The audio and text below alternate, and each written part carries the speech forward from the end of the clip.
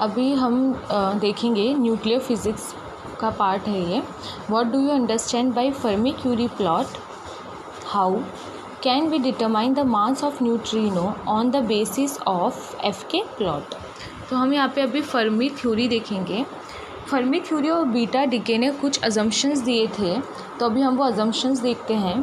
Based on the poly neutrino hypothesis, physicist Fermi in 1934 formulated a successful theory of beta decay. उसने एक successful theory दिया था beta decay के ऊपर, और वो थ्योरी क्या था?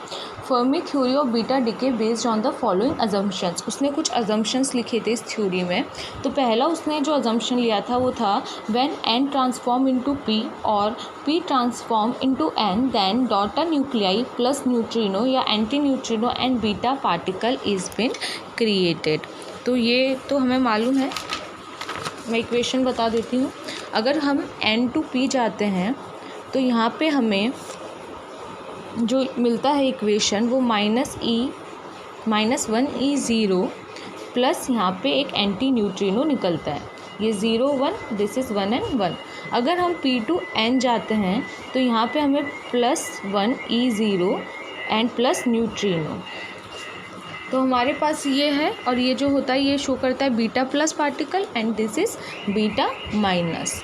तो हमें क्या पता चला कि जब भी हम n टू p जाएंगे तो हमको मिलता है beta particle plus anti neutrino, और p टू n जाते हैं तो बीटा पार्टिकल और न्यूट्रिनो। तो ये जो फर्मी थ्योरी था ये इन दोनों इक्वेशन को डिफाइन कर सकता था। आप किसी भी एक इक्वेशन को कंसीडर करके इससे निकाल सकते हो कि कितना बीटा डीके हो रहा है या उसका प्रोबेबिलिटी कितनी है।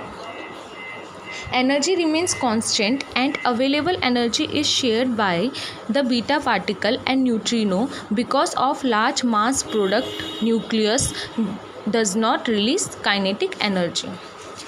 This means that जो एनर्जी रहेगी वो बिल्कुल कांस्टेंट रहेगी। इसका रीज़न ये है क्योंकि जो अपना न्यूक्लियस होगा, न्यूक्लियस होता है n और p से जो बनेगा, इस न्यूक्लियस का मास बहुत ज़्यादा रहता है, मास इसका बहुत ज़्यादा हाई होता है। तो इसका मास हाई होने की वजह से हमें पता है कि जिसका मास ज़्यादा होगा उसका एनर्जी लो होगा।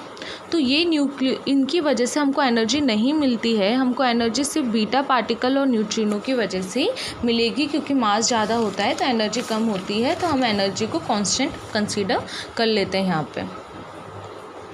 Neutrino has rest mass 0। Neutrino का रेस्ट मास 0 मान लेते हैं या फिर बहुत स्मॉल मान लेते हैं as compare to the beta particle, beta particle के कंपैरिजन में। एंड आपने देखा होगा कि बीटा पार्टिकल इलेक्ट्रॉन टाइप का ही रिलीज़ होता है, लाइक -1e0 एंड 1e0। तो समटाइम्स बीटा पार्टिकल की जगह आपको इलेक्ट्रॉन लिखा भी मिल जाएगा, पर वो बीटा पार्टिकल ही बता रहा है। Beta decay is analogous to the emission of EM radiation और by atom। जो बीटा डिके होगा वो लाइक रहेगा, मीन्स सिमिलर रहेगा कहीं ना कहीं EM रेडिएशन में। जैसे कि nucleus is a source of light particle, nucleus जो है वो लाइट पार्टिकल का सोर्स है, which is similar to the charge as a source of photon. EM radiation में, इलेक्ट्रोमैग्नेटिक रेडिएशन में हमारे पास चार्जेस होते हैं और वो चार्जेस फोटोन का सोर्स होते हैं। सिमिलरली हमारे पास जो न्यूक्लियस होता है इन अ बीटा डिके, वो सोर्स होता है as the light particle. Beta particle and neutrino field is a weak in comparison to the nuclear interaction between the nucleons. जो हमारे पास यहाँ पे हमने कहा है एनर्जी कांस्टेंट है, इन दोनों की वजह से एनर्जी नहीं मिलेगा, क्योंकि मास ज़्यादा है तो एनर्जी कम होगी। हम मान लेते हैं, हमें पता है कि जो न्यूक्लियर इंटरेक्शन होता है वो स्ट्रॉन्ग इंटरेक्शन होता है, लेकिन हमारे पास जो इलेक्ट्रॉन और न्यूट्रिनो को इंटरेक्शन मिलेगा या बीटा पार्टिकल और न्यूट्रिनो का इंटरेक्शन मिलेगा वो वीक इंटरेक्शन होगा as compare to the nucleus. No parity change occurs during the process, कोई भी पैरिटी चेंज नहीं होगी प्रोसेस में। And nucleons moves with the velocity c/10। जो न्यूक्लियॉन्स है वो c/10 की वेलोसिटी से मूव करेंगे। So calculation can be made with a non relativistic nuclear wave function. तो हम जो भी कैलकुलेशन करेंगे वो as a non relativistic wave function मान के ही हम इसको सॉल्व करेंगे। Fermi use the result of Dirac time dependent perturbation. Fermi ने यहाँ पे डिराक टाइम डिपेंडेंट पर्टर्बेशन को यूज़ किया था to calculate the transition probability from initial state to final state, ताकि इनिशियल स्टेट से फाइनल स्टेट पे ट्रांजिशन प्रोबेबिलिटी को वो फाइंड कर सके। और इस रिलेशन को हम कहते हैं फर्मी गोल्डन रूल। तो हम अभी निकालते हैं transition probability. According to this rule, that is Fermi-Golden rule, the probability that a beta particle of momentum between p beta and p beta plus d beta is emitted per unit time may be written as, किसी book में यहाँ पे p electron और p electron plus d p electron भी दिया होगा, पर वो बिल्कुल सेम रहेगा क्योंकि बीटा पार्टिकल जो है वो इलेक्ट्रॉन से सिमिलर ही एमिट होता है। तो हम यहाँ पे पी बीटा और P beta plus G P beta range ले रहे हैं। The probability that and beta particle of momentum between P beta and P beta plus G P beta is emitted per unit time में भी return as. हम probability कैसे लिख सकते हैं?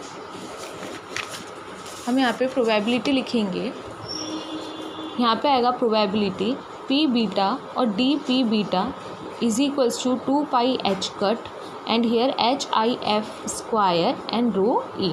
तो यहाँ से हमको जब प्रोबेबिलिटी डेंसिटी फाइंड आउट करनी है फॉर अ बीटा पार्टिकल, तो हमें क्या निकालना पड़ेगा? एच आई एफ फाइंड करना होगा और डेंसिटी हमें फाइंड करनी पड़ेगी, density of state. H I F is the matrix element that shows the interaction जो हो रहा है हमारा, उसके बारे में। इंट्रैक्शन किनका ले रहे हैं हम? इंट्रैक्शन हम सिर्फ बीटा पार्टिकल और न्यूट्रिनो का ही इंट्रैक्शन यहाँ कंसिडर करेंगे। तो सबसे पहले हम फाइंड आउट करते हैं matrix element. Matrix element H I F can be written as, कैसे लिख सकते हैं हम? H I F is equals to integration psi F star H psi I D tau. हम इसको ऐसे लिख सकते हैं, बाय क्वांटम मैकेनिक्स हम जानते हैं एच आई एफ को हम इस फॉर्म में लिख सकते हैं, this is final wave function and Sai I is initial wave function. जो हम डिके प्रोसेस पढ़ रहे थे and giving P plus beta particle plus neutrino और एंटी न्यूट्रिनो, क्योंकि बात एक ही, अगर हम पी से एन में जाएंगे तो यहाँ पे हमें न्यूट्रिनो मिलेगा। तो कोई भी इक्वेशन हम कंसीडर कर सकते हैं, तो हम इस इक्वेशन को लेकर चलते हैं। तो यहाँ पे क्या होगा, जो इनिशियल स्टेट है वो तो इनिशियल स्टेट की ही इक्वल रहेगी, एन ही मिल रहा है हमें, तो initial equals to initial, but final state will change to for P it's psi final plus psi beta plus psi neutrino और psi anti neutrino. Psi neutrino और anti neutrino it's same only. तो हमको ये equation final की change मिल जाएगी। अब हमारे पास जो एच है वो H I F is equals to psi F star H psi I D tau है। यहाँ पे हम क्या करेंगे, H I F is equals to integration psi F star का वैल्यू यहाँ से लिख सकते हैं, तो हम लिखेंगे psi F star plus psi beta star plus psi nu star, this is h and here h can be written as gm, h value can be written as gm, so by changing it as gm and here is psi I and d2। Okay,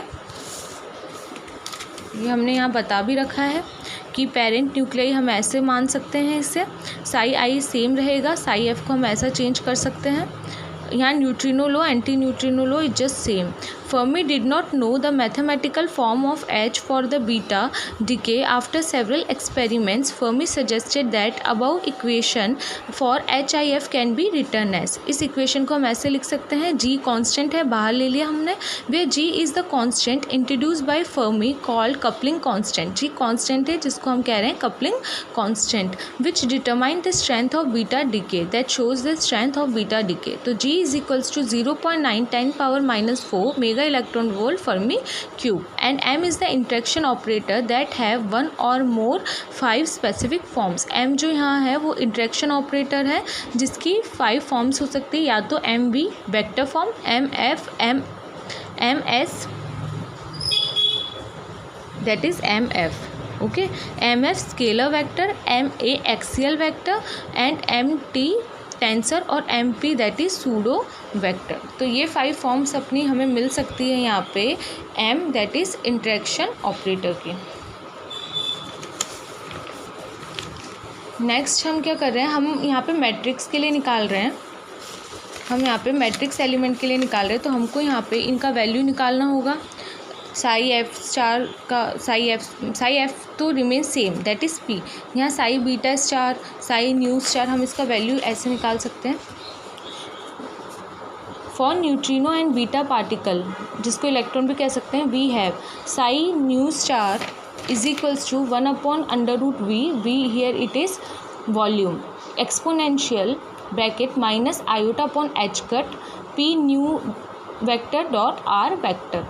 P is the momentum, okay, here v is the volume, that is normalized volume. Similarly यहाँ minus sign इसीलिए क्योंकि यहाँ पे star ले रहे हैं complex conjugate, तो there हमने माइनस साइन लगा लिया फॉर्मूले में। साई बीटा स्टार को हम लिख सकते हैं 1/√v exponential minus iota upon H cut psi beta vector into R vector. Here v is the volume in which system is enclosed for normalization. v volume है जहाँ सिस्टम अपना एनक्लोज्ड है normalisation के लिए। P new vector and P beta vector is momenta of neutrino and beta particle. R is the position. Now HIF is equal to, हम HIF को कैसे लिख सकते हैं, G बाहर था हमारा इंटीग्रेशन, अब साई एफ स्टार तो सेम है और यहाँ पे क्या हो गया, हमारे पास इन दोनों का मल्टीप्लाई हुआ, Sai nu star Sai beta star, तो ये रूट हट चुका है तो 1/v। एंड एक्सपोनेंशियल में कभी भी मल्टीप्लाई हम करते हैं तो एक्सपोनेंशियल की ये वैल्यूज़ ऐड हो जाती है, पावर ऐड हो जाती हैं। एक्सपोनेंशियल का मल्टीप्लिकेशन में ये पावर्स ऐड हो जाती हैं, तो इसीलिए हमने exponential minus iota upon H cut P beta plus P new vector dot are vector इन्हें ऐड कर दिया हमने यहाँ, और यहाँ लिखा है m psi I d2। इससे हमने कंसीडर कर लिया इक्वेशन ई। नाउ यहाँ क्या होगा कि जो हमारे पास ये है, यूजिंग द टेलर सीरीज़ का यूज़ करके and neglecting higher order terms and expanding about the region r equals to 0। हम यहाँ पर टेलर सीरीज़ का यूज़ करेंगे, हायर ऑर्डर टर्म्स को हम नेगलेक्ट कर देते हैं और हम r की वैल्यू 0 पुट करेंगे, तो देखना exponential minus iota H cut p beta plus p nu dot r, इसको एक्सपेंड करेंगे टेलर सीरीज़ से तो हमें मिलेगा 1 because of -1 minus iota upon H cut p beta plus p nu dot r, और it's similars to 1 because r का value 0 हो गया। अब जो भी वैल्यू मिलेगी इन फॉर्म ऑफ r ही मिलेगी, and here r is 0, so we get the answer 1। इस वैल्यू को जब हम इसमें सब्स्टिट्यूट करेंगे और इस पूरी की वैल्यू 1 रखेंगे तो हमें मिलेगा exponential this equation E becomes HIF equals to G integration psi F star 1/v m psi I d2 G/v integration psi F star m psi I d2। यार वॉल्यूम को हमने यहाँ बाहर ले लिया, this we put equation number 2। तो यहाँ से हमने जो है HIF that is matrix element को फाइंड आउट कर लिया। नेक्स्ट हम फाइंड आउट करेंगे डेंसिटी ऑफ स्टेट, जिसको हम क्या कह रहे थे, रो E। देखिए यहाँ पे रहा हमारे पास,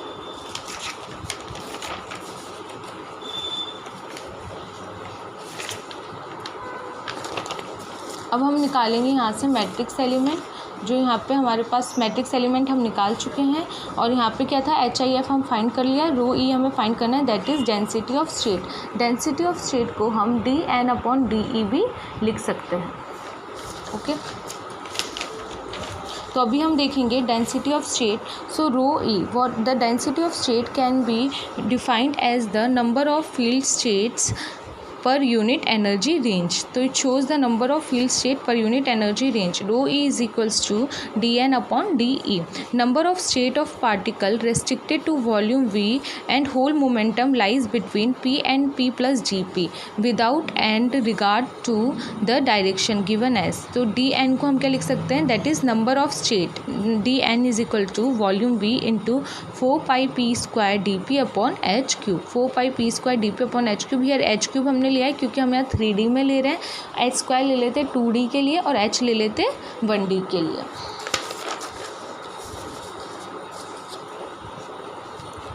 फॉर बीटा पार्टिकल्स, अगर बीटा पार्टिकल की बात करें तो इसे dN beta is equals to 4 pi v p beta square D P beta upon h cube हम लिख सकते हैं।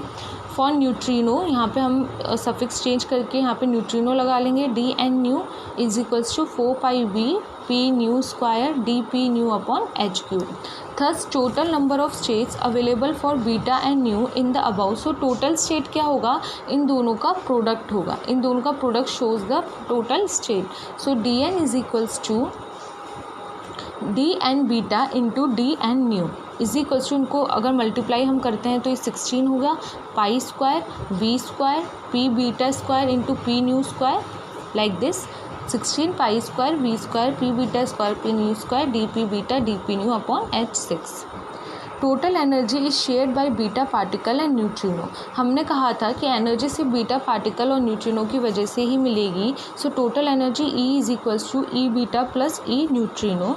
इससे हम क्या लिख सकते हैं, ई न्यूट्रिनो का वैल्यू लिख देंगे हम E minus E beta, E minus E beta. इसके बाद to calculate the energy distribution of beta particle for particular energy of beta particle kept fixed. एक पर्टिकुलर एनर्जी हम बीटा पार्टिकल की क्या लिख देते हैं, फिक्स। दैट मीन्स दैट ये जो हमारे पास बीटा पार्टिकल है इसका एनर्जी हम फिक्स मान लेते हैं, कांस्टेंट मान लेते हैं। न्यूट्रिनो की एनर्जी के लिए निकालने के लिए हम बीटा पार्टिकल की एनर्जी कांस्टेंट मान लेते हैं। So D E is equals to, हमें सिर्फ क्या मिलेगा, डी ई न्यू। अगर हम इसका डिफ्रेंशिएशन करेंगे तो हमें जानते हैं कि E square is equals to P square C square plus M naught square C4। Assumptions में लिया था कि rest mass is taken as 0। So यहाँ पे क्या हो जाएगा, for neutrino E nu square is equals to P nu square C square plus 0। E nu हमें मिल जाएगा पी न्यू सी। इसका डिफ्रेंशिएशन करेंगे तो D E nu is equals to C D P nu. Rho E density of state is equals to D N by D E is equals to, हमें जो equation मिली थी D N की, इसको divide कर दो D E से। सो इस पूरी इक्वेशन को जब हमने डी ई से डिवाइड कर दिया, putting value of D N in equation F, है ना, डी एन का वैल्यू रख देंगे हम इक्वेशन नंबर एफ में। So rho E is equals to D N by D E is equals to, यहाँ पे हमें क्या मालूम है, हमें पी न्यू का वैल्यू हम निकाला है अभी, ये रहा पी न्यू क्या होता है, ई न्यू अपॉन सी। तो यहाँ पे हम क्या चेंज कर देंगे, सेम रहेगा बाकी value, E nu upon C कर देंगे, D P beta D P nu upon D E nu, ठीक है। बिकॉज हम जानते हैं D E nu is equals to C D P nu, C D P nu. तो हम यहाँ पे क्या लिख लेंगे, डी ई न्यू, और यहाँ पे एक सी भी आएगा क्योंकि हमने इसे क्या किया है, चेंज किया है ना हमने यहाँ पे, नो सी नहीं आएगा, D E is equals to D E nu है तो सिर्फ डी ई न्यू ही आएगा। ये this equation from equation G, इधर लिख सकते हैं from equation K and G, इन दोनों इक्वेशन से हमने ये पुट कर दिया। 16 pi square V square upon H6 P beta square and this, यहाँ पे क्या होगा कि जो हमारे पास ई न्यू है, ई न्यू किसके इक्वल है, ई माइनस ई बीटा। तो यहाँ पे from equation I,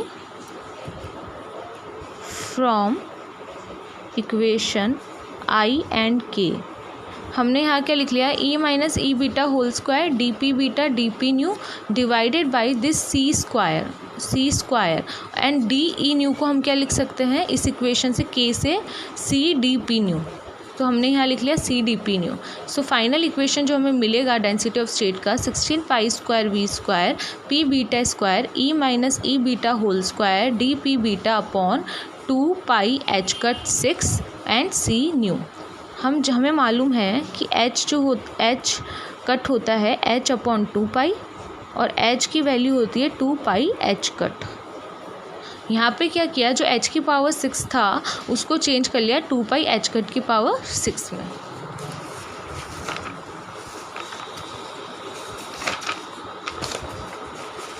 after solving this हम क्या लिख सकते हैं, putting the value of H I F and rho E in equation 1। हमने रो ई निकाली है density of state, H I F हमने फाइंड कर लिया, उसको इक्वेशन 1 में डालेंगे।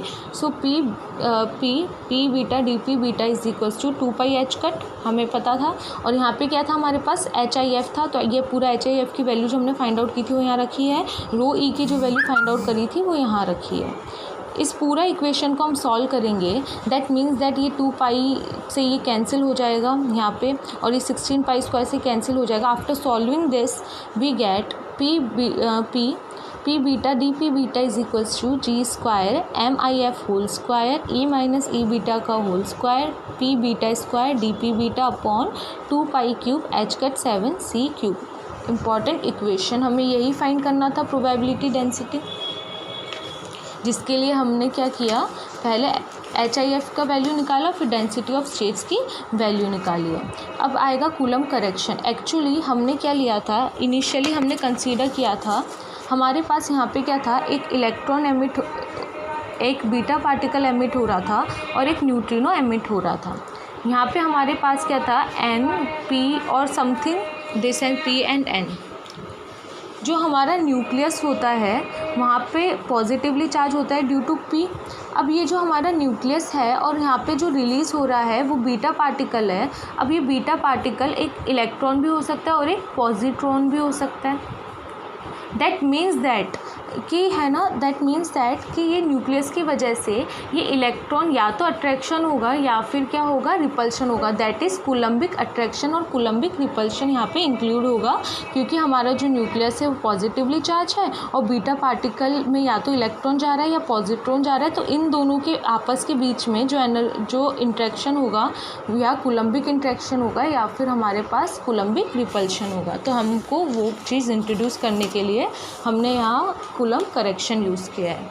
In above derivation, no account has been taken of the Coulomb interaction, which can only be neglected for light nuclei. इसको हम लाइट न्यूक्लियाई के लिए तो नेगलेक्ट कर सकते हैं जहाँ पे जो Z होगा वो लेस देन 10 होगा तो, but for Z greater than 10 electron positron undergo the attraction और रिपल्शन विद द न्यूक्लियस. लेकिन जब Z की वैल्यू 10 से ज़्यादा होगी तब वो इलेक्ट्रॉन और पॉजिट्रॉन अट्रैक्शन या रिपल्शन शो कर सकते हैं with the nucleus which is positively charged. If we consider Coulombic interaction, then above equation can be modified by multiplying it by Coulomb factor f z, e beta called as Fermi function.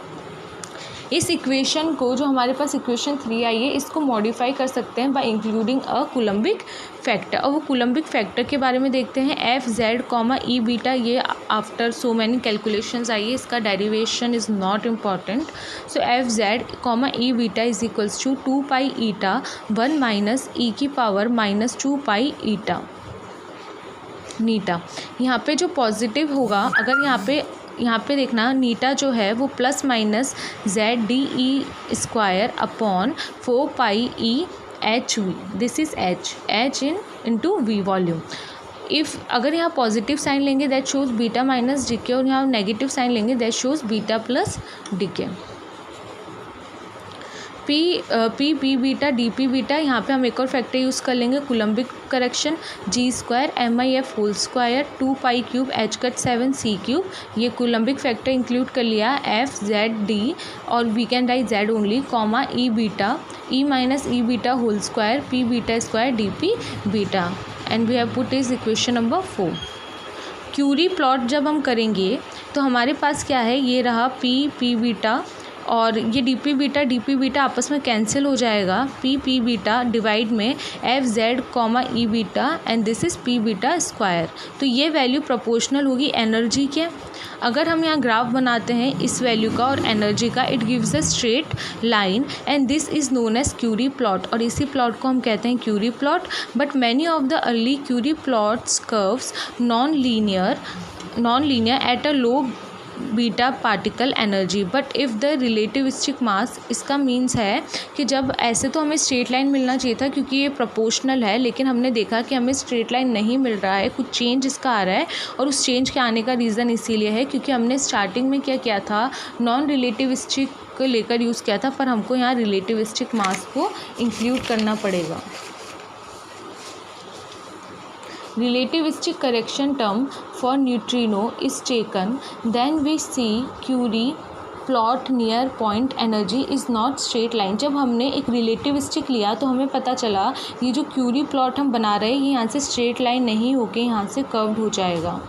We see Kurie plot near the point energy is not a straight line but turns sharply to intersect the energy axis, और ये energy axis को यहाँ पे intersect कर लेगा at a point smaller than the value for zero mass neutrino. हमने क्या लिया था यहाँ पे कब आता, यहाँ पे हमारा प्लॉट तब आता जब हमने यहाँ नॉन रिलेटिविस्टिक लेके न्यूट्रिनो का मास ज़ीरो कर लिया था। पर अगर हम रिलेटिविस्टिक केस देखेंगे तो ये पहले ही इसको टच कर लेगा शार्पली। दैट इज़ एक एक्स्ट्रा चीज़ है। हमने यहाँ ई न्यू क्या लिया था, P nu square C square plus M naught square C four. हमने ये मास ज़ीरो ले लिया था, लेकिन अगर ये मास ज़ीरो नहीं होता है तो हमें यहाँ पे पी न्यू स्क्वायर का वैल्यू ये मिलेगा। और जब इसको रख के हमने सॉल्व किया तो हमने देखा, इस वैल्यू को रख के जब हमने सॉल्व किया हमने देखा कि हमको ये यहाँ पे मिलता है। अब आगे हम देखते हैं इसका एक और एक्स्ट्रा पार्ट है, ये कंपैरेटिव हाफ लाइफ पीरियड, ताकि ये पूरा कंप्लीट हो जाए। ये पूछा नहीं है एग्ज़ाम में। कंपैरेटिव हाफ लाइफ पीरियड, जिसको हम लिखते हैं F T half. The probability per second of beta emission in momentum interval P beta and P beta plus D beta gives the disintegration constant. यानी कि जब भी हम क्या करेंगे, जो हमारे पास प्रोबेबिलिटी है इसको अगर हम इंटरवल में फाइंड करेंगे तो हमें क्या मिलेगा, disintegration constant lambda is equal to 0 to P beta maximum P beta D P beta. जो हमारे पास अभी एक इक्वेशन आई थी करेक्शन के बाद, ये इक्वेशन, इस इक्वेशन में ये वैल्यू कांस्टेंट है तो हम इसको ए स्क्वायर मान लेते हैं, या फिर नहीं कंसीडर करना है तो आप पूरा वैल्यू भी लिख सकते हो। तो यहाँ पे 0 से P beta maximum a square F यहाँ पे क्या है, जो हमने करेक्शन टर्म यूज़ की थी वो Coulomb correction term, Z D comma E beta E minus E beta whole square P beta square D P beta. Lambda is equals to A square constant है, हम बाहर ले लिया है, 0 से P maximum F Z D comma E beta E minus E beta square P beta square D P beta. यहाँ पे lambda is equals to A square, this हमने क्या किया, इस function F Z D comma E beta, इसको क्या किया, एक कांस्टेंट मान लिया, और वो कांस्टेंट क्या ले लिया हमने एफ़, इसको हमने क्या माना है एफ़, इसका इंटीग्रेशन एफ़। और ये पूरा जो हमको value after solving this on putting the value common हमको मिलता है ME5 C power 7, ME5 C की power 7। So lambda is equals to, जो कांस्टेंट है हमने यहाँ पे ए का वैल्यू रख लिया ए स्क्वायर का, यहाँ से जो पूरी वैल्यू थी जी स्क्वायर MIF का whole square upon 2 pi cube H cut 7 C cube, ये पूरी ए की वैल्यू हमने यहाँ पे जब सब्सटीट्यूट कर दी इधर, और ये F ME5 C7 that is value of this integral. इस पूरे इंटीग्रल का वैल्यू है एफ कांस्टेंट है ME5 C7। ये वैल्यू रखने के बाद जब हमने देखा यहाँ पे इसको सॉल्व करके तो हमें ये इक्वेशन मिली है। और हम जानते हैं कि जो लैम्डा होता है वो ln2 अपॉन टी हाफ होता है। ln2 का वैल्यू 0.693। तो यहाँ पे अब ये भी लैम्डा है और this is also disintegration constant lambda, तो ये दोनों वैल्यू एक दूसरे के कैसा होगा कि इक्वल हो जाएंगी। तो हमने जब इन दोनों वैल्यू को रखा तो यहाँ से हमको एफ टी हाफ निकालना था, हमने रीअरेंजमेंट करके ये वैल्यू लिया है और इस वैल्यू को 2 pi cube H cut 7 divided by G square ME5 C4 को हम क्या मान लेते हैं, टाउ नॉट। इस पूरी वैल्यू को टाउ नॉट मान लेते हैं। ln2 is 0.693 and MIF square is this. So tau not is beta decay time constant. Tau not यहाँ पे बीटा डिके टाइम कांस्टेंट बता रहा है, तो यहाँ पे हमें FT half that is comparative half life period हमें मिल जाएगा 0.693 टाउ नॉट अपॉन MIF का स्क्वायर। होप आपको समझ में आ गया होगा। तो यहाँ पे कंप्लीट हो गया है फर्मी क्यूरी प्लॉट और Fermi theory of beta decay.